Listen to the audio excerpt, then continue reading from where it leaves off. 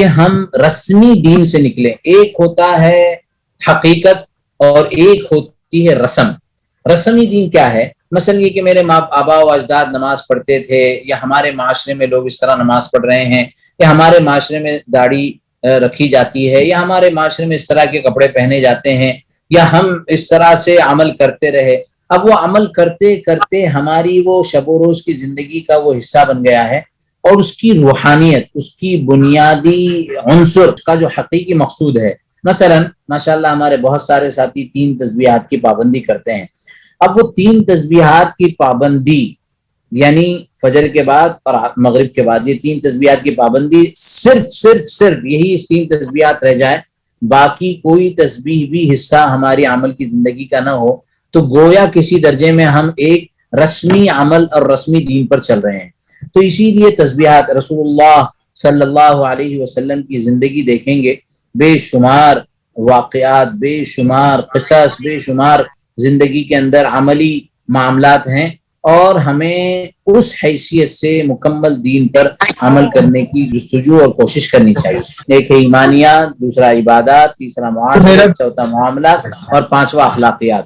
تو یہ 5 امور کی طرف ہماری پوری نگاہ ہو تو روایاتی یا رسمی طور پر نہ رکھتے ہوئے ایک روحانیت کا ماحول ہو. اسی لیے تسبیحات پڑھنے کے بعد تسبیح کی جو حقیقی مفہوم اور معانی ہے اس کا استحضار بھی، جیسے ایک ہے، میں آپ کو آسان سی مثال بتاتا ہوں، کہ ایک ہے نماز کے لیے اللہ اکبر کہنا کہ اللہ سب سے بڑے ہیں، نماز کے لیے ہاتھ باندھنا، اور ایک اس استحضار کے ساتھ کہ اللہ سب سے بڑے ہیں. کتنے بڑے ہیں؟ یہ دنیا، پوری دنیا جس کے اندر 7 بر اعظم ہیں، سورج، سن جس کے بارے میں کہا جاتا ہے کہ اس دنیا سے 3 ملین ٹائم گنا بڑا ہے. پھر اس کے بعد اس کے آس پاس جو سیارے ہیں وہ اس سے 4 ملین ٹائم بڑے ہیں، اور کئی ہزار اس طرح کے سیارے ہیں. وہ سارے سیارے مل کر ایک ملکی وے بنتا ہے. پھر وہ جو تفصیل ہے اس کی کہ وہ کئی سارے ملکی ویز مل کے ایک گلیکسی بنتا ہے. تو یہ ساری جو پوری کائنات ہے وہ پہلے آسمان کے نیچے ہے، پھر دوسرا آسمان، تیسرا آسمان، چوتھا، 5واں، 6واں، 7واں، یہ 7 آسمان اور 7 زمین کا خلا اللہ تبارک و تعالیٰ کے نزدیک، اللہ تبارک و تعالیٰ کی قدرت اور طاقت کے نزدیک، اللہ تبارک و تعالیٰ کی کبریائی کے نزدیک ذرے کی حیثیت بھی نہیں رکھتا ہے. تو جب اس استحضار کے ساتھ ہم اللہ اکبر کہیں گے تو ہماری نماز کے اندر جو روحانیت ہوگی وہ کیفیت وہاں نہیں ہوگی جب ہم انفرادی طور پر یا عام طور پر جس طریقے سے اللہ اکبر کہہ کے نماز پڑھتے ہیں. تو اپنے عمل کے اندر دقت، اپنے عمل کے اندر گہرائی، اپنے عمل کے اندر روحانیت، یہ بھی بہت اہم اور ضروری ہے. اس معنی کر کے ہم یہ تعلیمی سلسلے کو انشاءاللہ آگے بڑھائیں گے. یہ بخاری شریف کا پہلا باب ہے. اس کی پہلی حدیث انما الاعمال بالنیات، کہ اعمال کا دار و مدار نیت پر ہے. اب فی الحال آپ اپنے ذہن کو حدیث کے مفہوم سے تھوڑا سا دور لے جائیں. میں یہاں پر ایک موضوع سمجھانا چاہتا ہوں کہ بخاری یا اس جیسی کتابیں جس کو جوامع کہتے ہیں، ان کی ابتدا ہوتی ہے نیت سے، اور نیت کا تعلق ہے ایمانیات سے. نیت کا تعلق کس سے ہے؟ ایمانیات سے، یعنی عقیدے سے. انسان کے نیت جو ہے اصل میں قلب کا عمل ہے، دل کا عمل ہے، دل نیت کرتا ہے. اس کے علاوہ جو دوسری کتابیں ہیں، دوسری کتابیں جو ہیں جیسے ترمذی شریف ہے، اسی طریقے سے فقہ کی جو کتابیں ہیں، ان کی ابتدا ہوتی ہے کتاب الطہارت سے.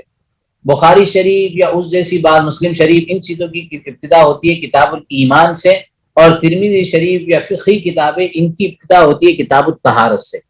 تو دیکھیے طہارت کا تعلق اصلاً انسان کے جسم، کپڑے اور ان ساری چیزوں سے ہیں، جو اس کا باطنی معاملہ ہے، ظاہری معاملہ ہے، باہر کا حصہ ہے. اور نیت کا جو تعلق ہے وہ دل سے ہے، وہ باطنی معاملہ ہے. یہ دونوں الگ الگ ابواب ہیں، جہاں جس طرح کی ضرورت ہوئی اس کو ابتدا وہاں سے کی گئی. فقہ کے ابواب میں کتاب الطہارت سے ابتدا ہوتی ہے، اور احادیث یا جوامع کے ابواب میں ایمانیات سے ابتدا ہوتی ہے. اب ماشاءاللہ دعوت و تبلیغ کی محنت میں رہتے ہوئے ہم ایمانیات پر کلام بھی کرتے ہیں، ایمان کے بول بھی بولتے ہیں، اور الحمدللہ ان بولوں کی وجہ سے اثر بھی ہوتا ہے اور انسان کا اللہ تبارک و تعالیٰ کی ذات سے، اللہ تبارک و تعالیٰ کی صفات سے، اللہ تبارک و تعالیٰ کے کمالات سے ایک دل کا عقیدہ اور یقین بنتا چلا جاتا ہے، اور یہ عقیدہ اور یقین انسان کی عملی زندگی کے لیے بہت اہمیت کا حامل ہوتا ہے۔ اب ہم سب سے پہلے ایمان پر بات کریں گے۔ آمنت باللہ کما هو باسمائہ و صفاتہ وقبلت جمیع احکامہ، یہ ایمان مجمل کہلاتا ہے کہ میں اللہ پر ایمان لاتا ہوں جس طرح اللہ تبارک و تعالیٰ کے اسماء ہیں، ان اسماء کے ساتھ، اور اللہ تبارک و تعالیٰ کے صفات پر، اور میں اللہ کے دیے ہوئے تمام احکامات کو قبول کرتا ہوں۔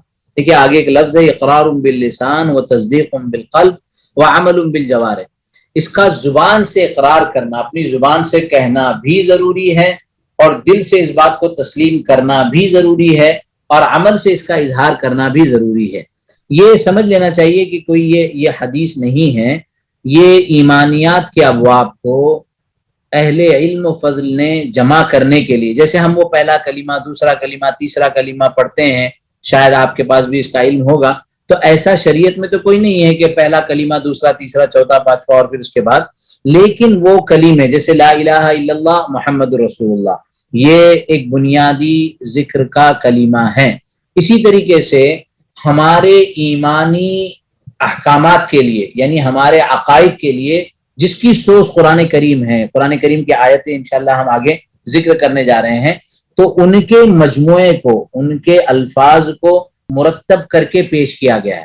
یہ کوئی حدیث نہیں ہے اور یہ کوئی تسبیح بھی نہیں ہے، یہ صرف ہمارے ایمان کے مجمل، اسی لیے دیکھیں یہ لفظ کو کہا ایمان مجمل، اور اس کے بعد جو نیکسٹ سلائیڈ ہے وہ ایمان مفصل، کہ مجمل کے اندر مختصر کلمات جو اللہ تبارک و تعالیٰ کے اسماء اور صفات اور اللہ کے احکام سے متعلق ہے، اور اس کے بعد یہ ایمان مفصل ہے جس کے اندر 6 امور کی طرف، جو ایمانیات کی بنیاد ہے، جو ایمانیات یعنی ایک مومن کے لیے ایمان لانے میں ان ساری چیزوں پر، ان میں سے کسی ایک پر بھی اگر اس کا ایمان نہ ہو یا وہ شک و شبے میں ہو تو اس کا ایمان کامل اور مکمل نہیں ہوتا۔ ٹھیک، آمنت باللہ و ملائکتہ و کتبہ و رسلہ والیوم الآخر والقدر خیرہ و شرہ من اللہ تعالی والبعث بعد الموت، اس میں نمبر 1 آمنت باللہ، اللہ پر ایمان لانا، و ملائکتہ، اللہ کے فرشتوں پر ایمان لانا، و کتبہ، اللہ کی کتابوں پر ایمان لانا، و رسلہ، اللہ کے رسولوں پر ایمان لانا، والیوم الآخر، اور آخرت کے دن پر، یعنی مرنے کے بعد ہماری ایک زندگی ہے اس پر ایمان لانا، والقدر خیرہ و شرہ من اللہ تعالی، اور تقدیر پر کہ وہ خیر یا شر یہ سب کے سب اللہ تبارک و تعالی کی طرف سے ہیں، والبعث بعد الموت، اور موت کے بعد دوبارہ اٹھائے جانے پر۔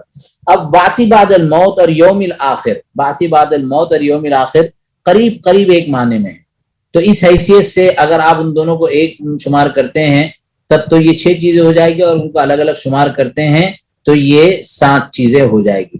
اب اللہ پر ایمان لانا کیسے، اللہ کے فرشتوں پر ایمان لانے کا معنی کیا ہے، اس کو ہم آگے پڑھیں گے۔ اب ہم اس موضوع پر بات کرتے ہیں کہ بنیادی اسلام، جس حدیث کو میں نے خطبے میں پڑھا تھا، بنی الاسلام علی 5، اسی طریقے سے احادیث کے مجموعے کے بعد فقہاء اسلام یا علماء اسلام جو ہے ایک سہولت اور آسانی کے لیے اس کو مجملاً بیان کرتے ہیں۔ اب دیکھیے یہ حدیث ہے، مشہور ترین روایت ہے، بخاری کی حدیث ہے اور بھی کئی کتب میں موجود ہے کہ اسلام کی بنیاد 5 چیزوں پر ہے، اور اس کو ہم بارہا سنتے بھی رہتے ہیں، فضائل کی تعلیم کے اندر بھی اس کا ذکر ہے کہ شہادت اللہ الہ الا اللہ، اس بات کی گواہی دینا کہ اللہ کے سوا کوئی معبود نہیں اور محمد صلی اللہ علیہ وسلم اللہ کے رسول ہیں۔ دوسرا نماز کا قائم کرنا، تیسرا زکوٰۃ کا ادا کرنا، چوتھا حج بیت اللہ کرنا۔ اب یہ پہلے کے اندر 2 چیزیں ہیں، لا الہ الا اللہ محمد رسول اللہ، یہ دونوں کے دونوں بنیادی امر ہیں۔ اگر کوئی صرف وحدانیت کی بات کرے، رسالت کی بات نہ کرے تو بھی اس کا ایمان کامل نہیں ہو سکتا۔ بہت سی مرتبہ بہت سے لوگ اس طرح کے ملتے ہیں کہ ہم اللہ پر تو ایمان رکھتے ہیں، رسول اللہ پر ایمان رکھنا یہ کوئی ضروری نہیں ہے، یعنی میرا کچھ ملکوں میں سفر ہوا تو وہاں یہ کہ اس میں اس سلسلے میں کچھ کمی بیشی ہو تو ٹھیک ہے، ایک بنیادی ہدف تو ہم سب کا ایک ہے، اور اس میں خصوصاً جو ہے قادیانی اس طرح کی گویا مفہوم اور اس طرح کا ذہن سازی کرتے ہیں کہ بہت سارے اچھے لوگ بھی اس میں متاثر ہو جاتے ہیں، حالانکہ یہ ہماری بنیادی ایمانیات کا اور مبادیات اسلام کا ایک بنیادی ہدف ہے کہ جہاں اللہ تبارک و تعالیٰ کی وحدانیت کو مانا جائے، وہیں رسول اللہ صلی اللہ علیہ وسلم کی رسالت کو خاتم النبیین ہونے کی حیثیت سے، آخری نبی ہونے کی حیثیت سے مانا جائے۔ یہ ہمارے ایمان کا جز لازم ہے۔ اگر کوئی اس میں شک و شبہ بھی کرے یا یہ اندازہ رکھے کہ ہاں رسول اللہ کے بعد بھی کوئی رسول آ سکتے ہیں، تو یقیناً اس کا یہ ایمان کامل و مکمل نہیں ہوگا اور یہ اپنے ایمان کے اندر ناقص شمار ہوگا۔ اب توحید کا اقرار، ایک تو ہے توحید کا دل سے مان لینا، جو میں نے کہا تھا تصدیق بالقلب، دل سے تسلیم کر لیا کہ ہاں ہم اللہ پر ایمان لاتے ہیں، اللہ کے نبی پر ایمان لاتے ہیں، اور اس کے بعد ایمانیات کے جو امور ہے، اور پھر ان کا زبان سے اقرار بھی کرنا۔ توحید کی بنیادی یعنی قرآن کریم کی بے شمار آیتیں ہیں جو توحید پر ہیں، کچھ آیتیں ہم نے یہاں پر ذکر بھی کی ہے کہ وما ارسلنا من قبلک من رسول الا نوحی الیہ انہ لا الہ الا انا فاعبدون۔ یہ صرف شریعت محمدیہ کا نہیں بلکہ تمام انبیاء کا ہے۔ سورہ انبیاء کی آیت ہے کہ تمام انبیاء کی یہی دعوت تھی کہ اللہ کو ایک معبود، ایک خدا، ایک خالق، ایک مالک مانا جائے، اور انبیاء علیہ الصلوۃ والسلام کو اللہ کا رسول مانا جائے۔ یہ اس کی مجموعے کو یعنی توحید کے مجموعے کو سورۃ الاخلاص میں ذکر کیا گیا، اسی لیے اس کا نام اخلاص ہے۔ اخلاص خلوص کے معنی میں آتا ہے۔ قل هو اللہ احد، اے نبی صلی اللہ علیہ وسلم کہہ دیجئے کہ اللہ تنہا ہے۔ اللہ کی وحدانیت میں، اللہ کی طاقت میں، اللہ کی قدرت میں کوئی اللہ تبارک و تعالیٰ کا شریک، اللہ تبارک و تعالیٰ کا رفیق، اللہ تبارک و تعالیٰ کا ساجی نہیں ہے۔ اللہ اکیلے تنہا مالک ہے، اور اس پر تو الحمدللہ ہم اکثر بیانات بھی سنتے رہتے ہیں کہ اللہ تبارک و تعالیٰ کی وحدانیت کے اندر ذرہ برابر کا شائبہ، ذرہ برابر کا گویا کمی بیشی یہ قابل قبول نہیں ہے۔ فرمایا قرآن کریم کی آیت ہے ان اللہ لا یغفر ان یشرک بہ ویغفر ما دون ذلک لمن یشاء، کہ اللہ تبارک و تعالی شرک کو معاف نہیں کریں گے۔ شرک کی مغفرت کا اور شرک کی معافی کا کوئی سوال ہی نہیں پیدا ہوتا، اس کے علاوہ جن چیزوں کو چاہے اللہ تبارک و تعالی اپنے فضل سے معاف فرمائے۔ اسی لیے اپنے آپ کو شرک سے بچانا اور اللہ کی وحدانیت پر، اللہ کی ذات و صفات و کمالات پر پورا عقیدہ رکھنا، اور اللہ تبارک و تعالیٰ کی طاقت کو، اللہ کی بادشاہت کو، اللہ کی کبریائی کو، اللہ کی وحدانیت کو پورے طور پر ماننا، اور اس میں کوئی ایسا عمل کہ کبھی کبھار ایسا ہو جاتا ہے کہ ہم، قرآن کریم کی آیت ہے افرأیت من اتخذ الہہ ہوا، کہ آپ نے نہیں دیکھا کہ کچھ لوگوں کو جنہوں نے اپنی خواہش کو اپنا خدا بنا لیا۔ یہاں تھوڑی سی وضاحت میں کرنا چاہتا ہوں کہ ہم کلمہ پڑھتے ہیں لا الہ الا اللہ محمد الرسول اللہ، آپ سب پڑھ لیجئے ایک مرتبہ، لا الہ الا اللہ محمد محمد رسول اللہ، لا الہ الا اللہ محمد رسول اللہ، لا الہ الا اللہ محمد رسول اللہ۔ تو یہ کلمہ پڑھتے ہیں۔ لا الہ الا اللہ کے کیا معنی ہے؟ اللہ کے سوا کوئی معبود نہیں ہے۔ اب میں آپ سب کو درخواست کرتا ہوں کہ ہم آنکھ بند کر کے سوچیں کہ جب ہم لا الہ کہ نہیں ہے معبود الا اللہ مگر اللہ، یعنی اللہ کے سوا کوئی معبود نہیں ہے، جب ہم یہ تصور رکھتے ہیں لا الہ کوئی خدا نہیں ہے، تو اس خدا کے تصور کے وقت میں ہماری نگاہوں میں کچھ خداؤں کی تصویر آتی ہوگی۔ کچھ خدا یہودیوں نے بنائے، کچھ خدا نصرانیوں نے بنائے، ان کے یہاں سلیب ہے، ان کے یہاں حضرت عیسیٰ کا اسٹیچو ہے، کچھ خدا ہندوؤں نے بنا، ان کے یہاں تو بے شمار خدا ہیں، کچھ خدا اور بھی بدھسٹ جو کہ خدا ہے، ٹھیک ہے نا۔ تو لا الہ ہم ان سب خداؤں کی نفی کرتے ہیں، لیکن عجیب بات ہے اور بہت عجیب بات ہے، اور بہت عجیب بات ہے کہ قرآن دیکھیے کیا میسج دے رہا ہے، افرأیت من اتخذ الہہ ہوا، کیا آپ نے نہیں دیکھا اس شخص کو جس نے اپنی خواہش کو، قرآن نے یہاں لفظ الہ ہی لایا ہے، جس نے اپنی خواہش کو، من اتخذ الہہ ہوا، اپنی ہوا کو، اپنی خواہش کو الہ اپنا خدا بنا لیا۔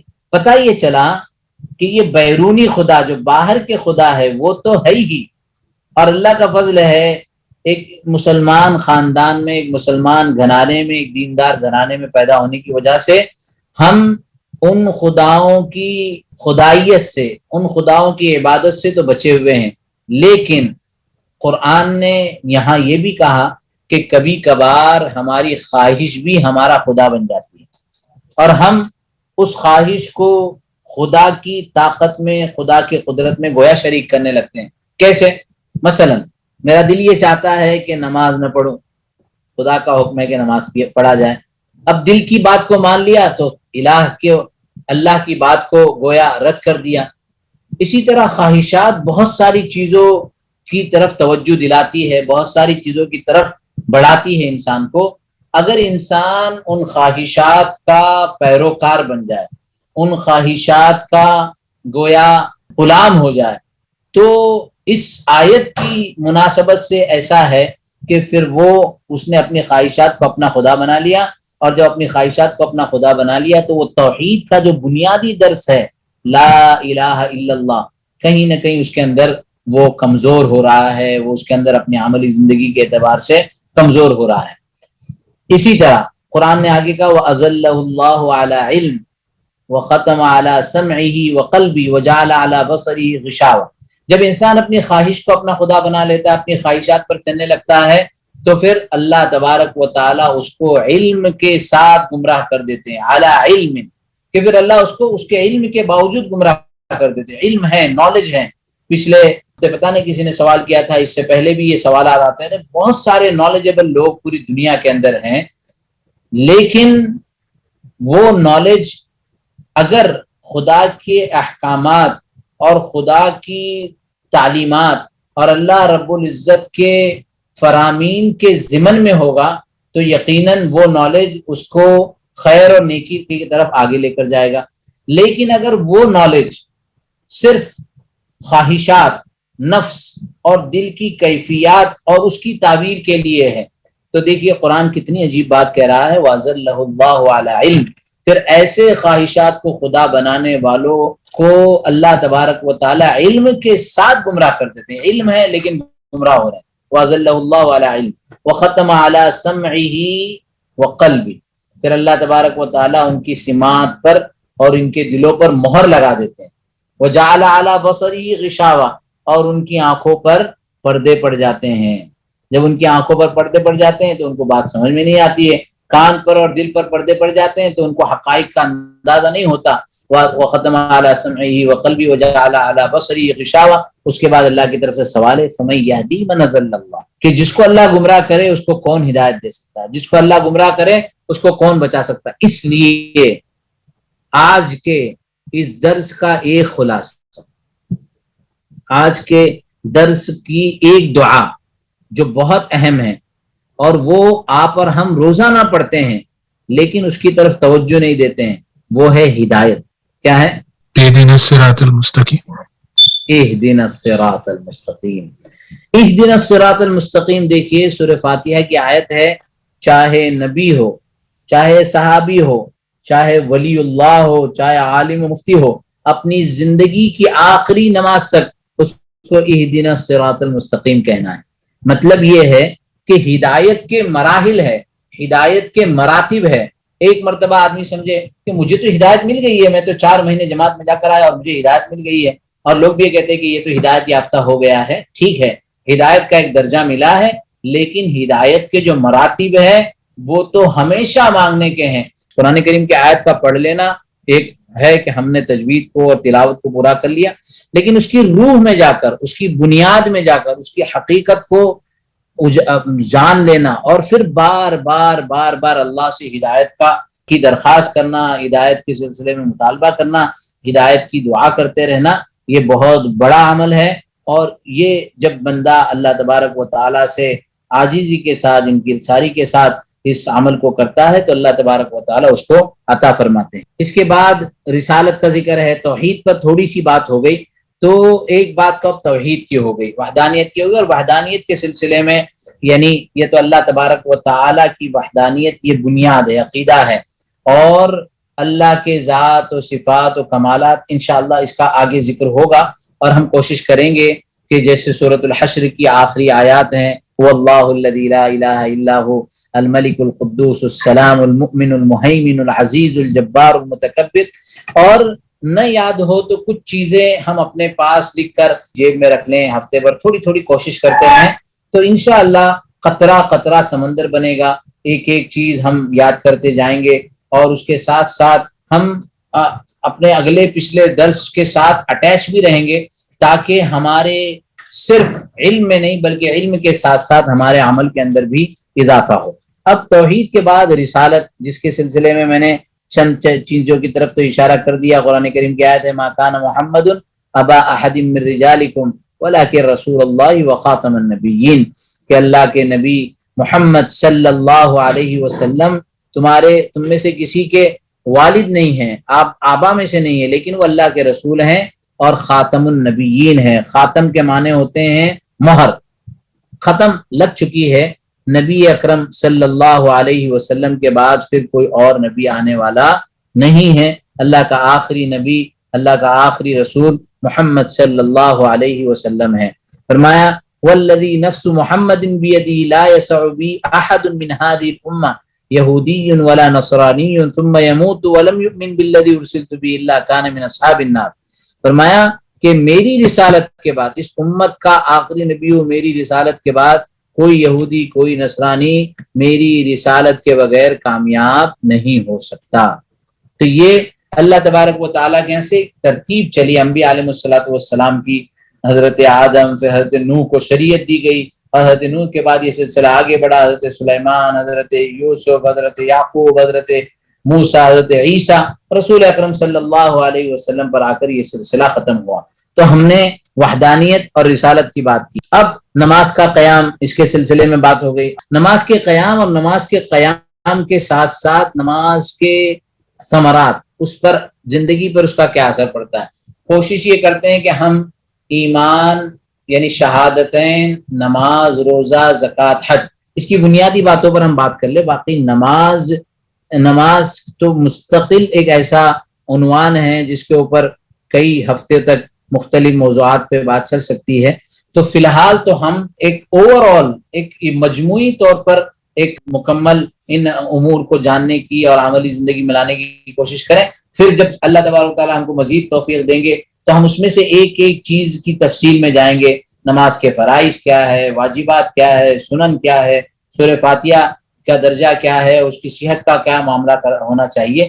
تو بہرحال نماز جیسے ہم سب جانتے ہیں کہ فریض ہے، واجبی ہے، 5 وقت کی نماز ہے، اور اس میں بھی سب سے زیادہ جو عام طور پر ہمارے لوگوں پر شاق ہوتی ہے، مشکل ہوتی ہے، وہ نماز فجر ہوتی ہے۔ تو نماز فجر کے کچھ فوائد یا کچھ ثمرات یہاں پر لکھے ہیں۔ بہرحال اور بھی نمازوں کے سلسلے میں بے شمار فوائد اور اس کی تفصیلات ہم فضائل کے اندر پڑھتے رہتے ہیں۔ زکوٰۃ کے بارے میں ہم جانتے ہیں، بنیادی عبادات کا بنیادی عمل ہے، اور ہمارے مال کے اندر غریبوں کا حق رکھا گیا ہے۔ ہم زکوٰۃ ادا کرتے ہیں تو کوئی کمال نہیں ہے، بلکہ وہ ان کا حق ہے جو ہم ان کو پہنچاتے ہیں، ان کی ذمہ داریاں ہیں۔ اس کے اوپر انشاءاللہ تفصیل سے زکوٰۃ کے مسائل پر بات بھی ہوگی۔ ابھی تو صرف زکوٰۃ کی ادائیگی یہ فریض ہے، لازمی ہے۔ زکوٰۃ کے مصارف کتنے ہیں؟ فقراء، مساکین والعاملین علیہا، جو نظام ریاست تھی تو زکوٰۃ کو وصول کرنے والے عاملین ہوتے تھے، ان کو زکوٰۃ دی جاتی۔ والمؤلفۃ قلوبہم، اور وہ لوگ جن کے قلوب نرم ہو چکے ہیں اسلام کے لیے، اسلام کے دروازے پر کھڑے ہیں، ان کے لیے، وہ فی الرقاب، غلاموں کے لیے، والغارمین، مقروض کے لیے، وفی سبیل اللہ، اور جو اللہ کے راستے میں جہاد کرنے والے ہیں، وہ ابن سبیل اور مسافرین کے لیے۔ تو قرآن کریم نے زکوٰۃ کی یہ مصارف ذکر کی۔ زکوٰۃ کے ثمرات، کچھ چیزیں جس سے زکوٰۃ سے کیا کیا فائدے ہوتے ہیں، اس کا تھوڑا سا تذکرہ ہے۔ اس کے بعد رمضان المبارک کے روزے۔ بہرحال رمضان کے روزوں کا الحمدللہ یقیناً آپ کا سب کا عمل ہوگا، اور رمضان کے روزے یہ اسلام کے بنیادی جو پلرز ہیں، عمود ہے، ان میں سے ایک ہے۔ قرآن کریم کی آیت اور اس سلسلے کی حدیث بھی آپ کو نقل کی گئی ہے۔ روزے کے ثمرات کچھ لکھے ہیں۔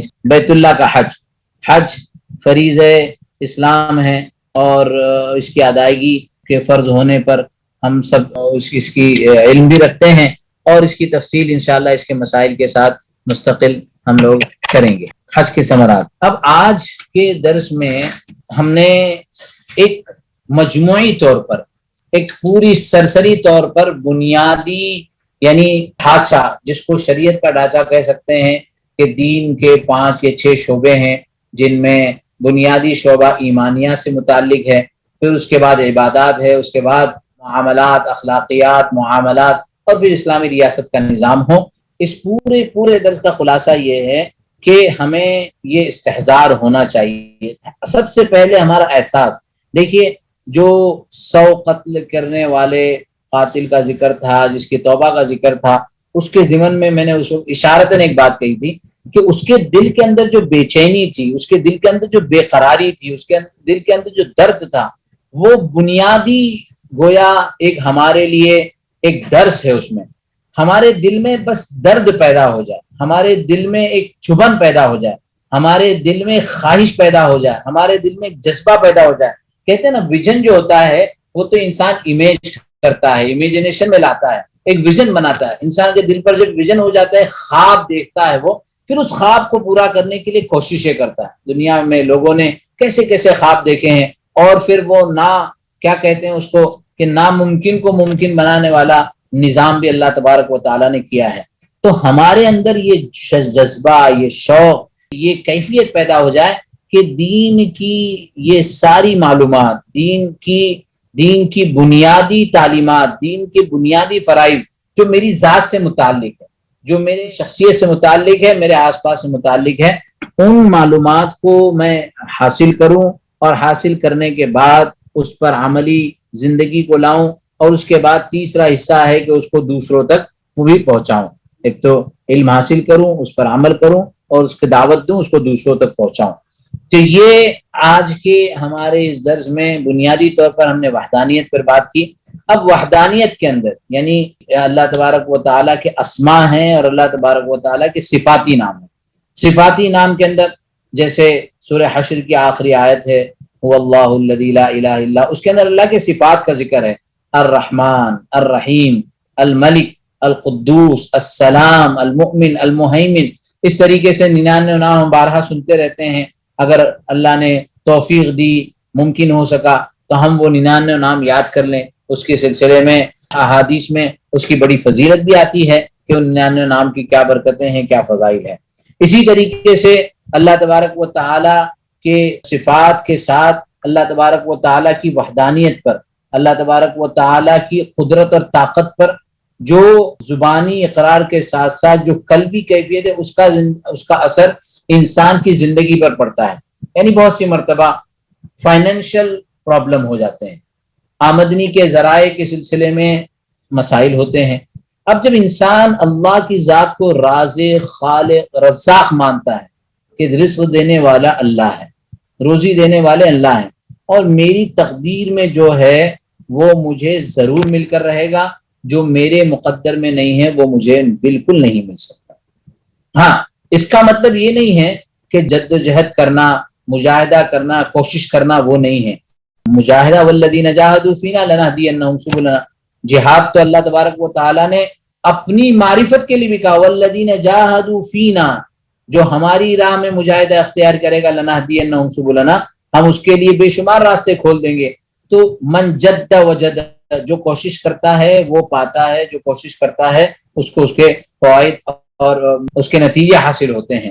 تو کوشش کرنا لازمی ہے، کوشش ایک الگ شے ہے، اور عقیدہ اور اللہ تبارک و تعالیٰ کی ذات و صفات اور کمالات کے ساتھ اللہ تبارک و تعالیٰ کی طرف اللہ تبارک و تعالیٰ کے رزاقیت پر، اللہ تبارک و تعالیٰ کے خالقیت پر پورا یقین کامل رکھنا ایک الگ شے ہے۔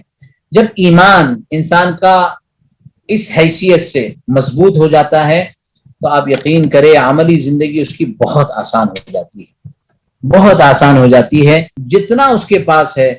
ایک محدث کے سلسلے میں بہت مشہور واقعہ احادیث کی کتاب میں نقل کیا گیا ہے کہ ان کا بہت بڑا کاروبار تھا۔ اس زمانے میں کاروباری سامان جو ہے وہ سمندر کے راستوں سے منتقل ہوا کرتا تھا۔ ایک مرتبہ وہ درس دے رہے تھے، ان کے غلام نے آ کر کانوں میں کہا کہ جناب علی، ہمارا وہ جہاز پانی میں ڈوب گیا ہے۔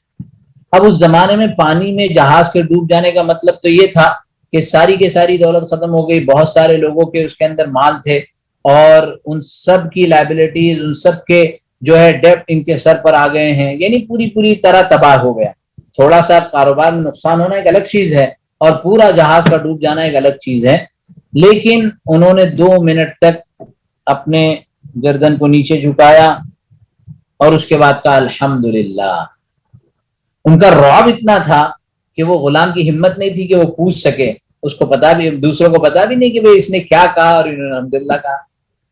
بہرحال بات ہوئی، کچھ دنوں کے بعد 8-10 دن ہی نہیں گزرے تھے کہ وہ غلام پھر خوشی کے ساتھ آیا اور کانوں میں کہنے لگا، درس ہی جاری تھا، کہا کہ وہ جہاز ہمارا اپنے اصل راستے سے ہٹ چکا تھا اور ہمارے ساتھیوں نے سمجھا کہ وہ ڈوب گیا ہے، اصل میں وہ ڈوبا نہیں تھا، وہ کسی اور بندرگاہ پر چلا گیا تھا، اب الحمدللہ وہ اپنی جگہ پر آ گیا ہے۔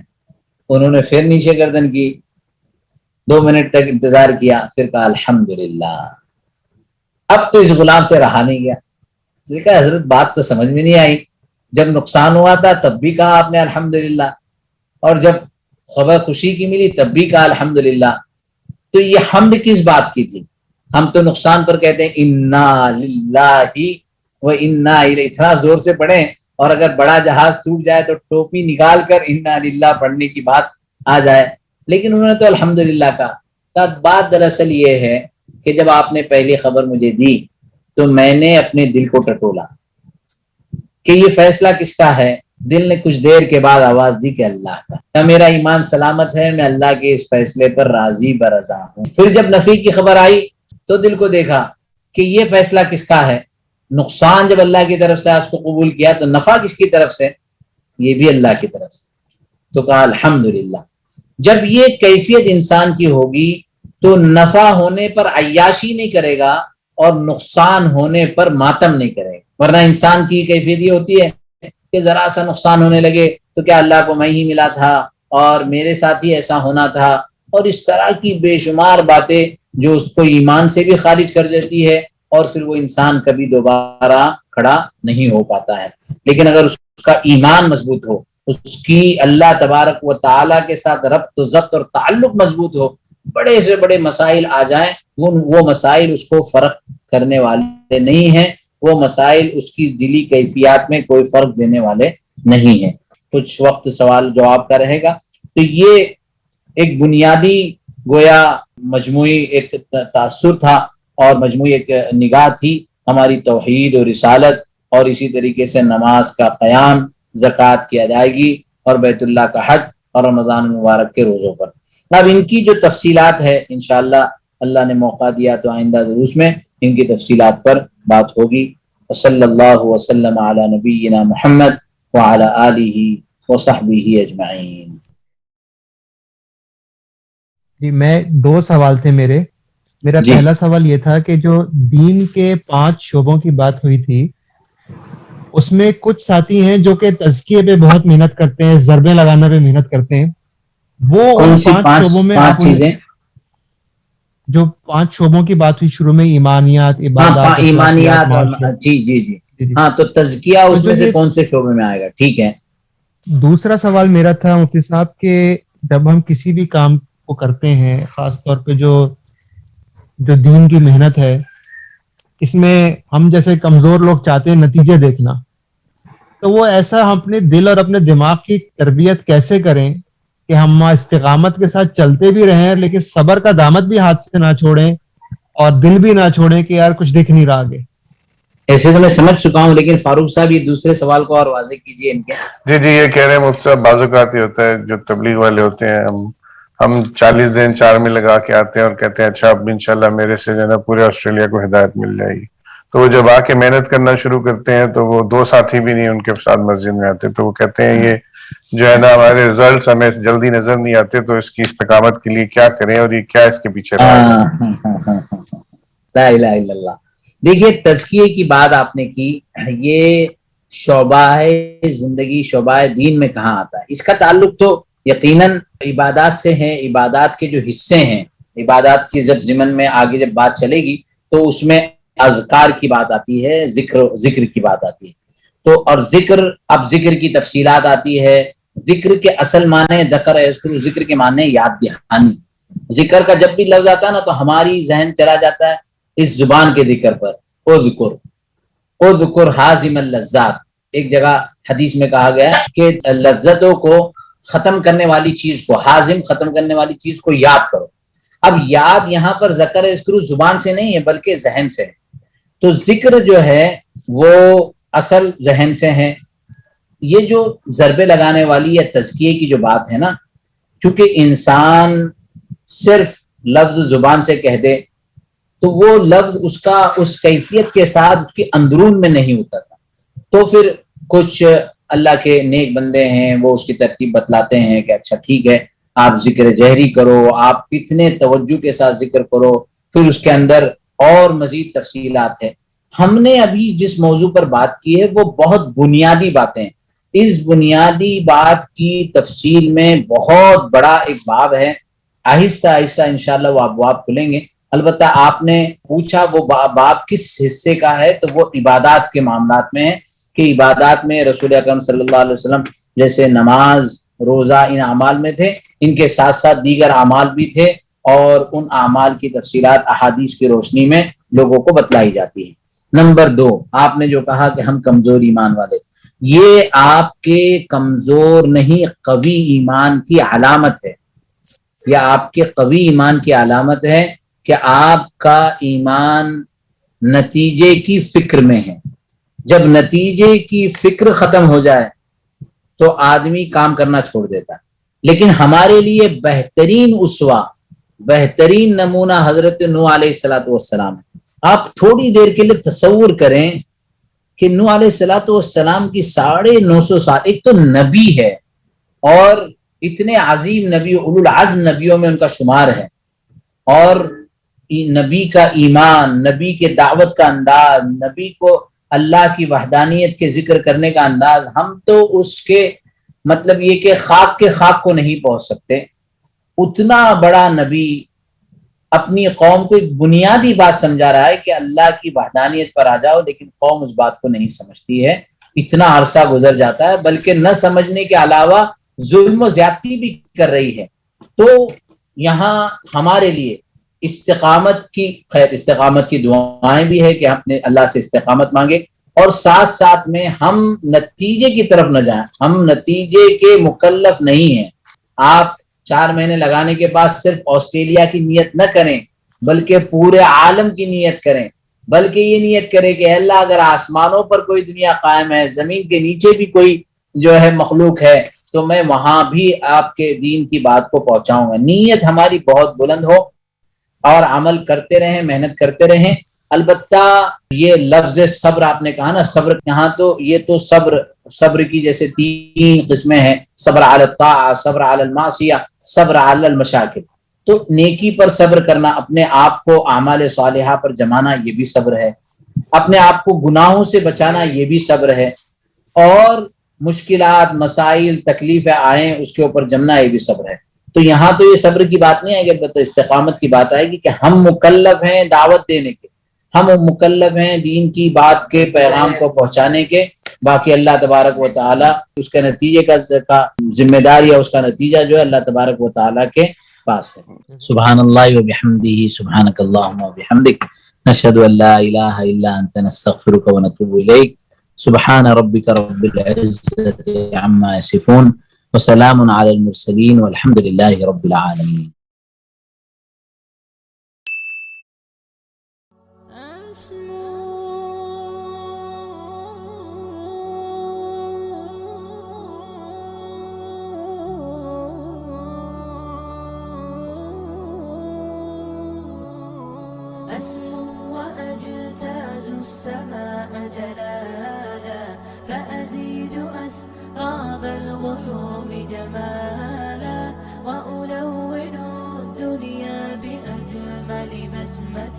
وأكون للخير العميم مثالا، أسمو وأجتاز السماء جلالا، فأزيد أسراب الغيوم جمالا، وألون الدنيا بأجمل بسمة وأكون للخير العميم